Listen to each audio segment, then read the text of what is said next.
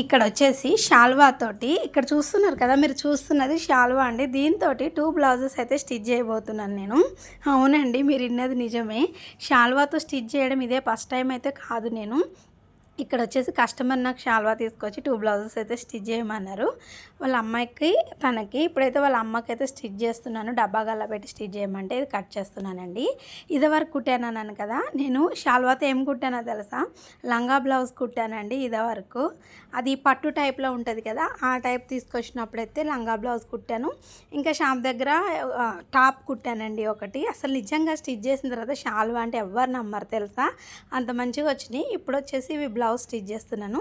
ఇది కూడా కంప్లీట్ అయిన తర్వాత ఎలా ఉందో మీతో షేర్ చేసుకుంటాను. మీ దగ్గర కూడా షాల్వాలు ఉంటే ఇలా ఉపయోగించేసుకోండి. పట్టు ఉంటే ఫ్రాక్స్ నిజంగా భలే ఉంటాయండి. నేను అప్పుడు స్టిచ్ చేశాను కదా. వీడియో నచ్చితే ఒక లైక్ చేసి మన ఛానల్ ఫస్ట్ టైం చూస్తున్నట్టయితే సబ్స్క్రైబ్ చేసుకోవడం అయితే మర్చిపోకండి. టైలరింగ్ క్లాసెస్ కూడా నడుస్తున్నాయి. ఎవరికైనా ఇంట్రెస్ట్ ఉంటే తప్పకుండా చూడండి. అలాగేనా, బాయ్ అండి అందరికీ.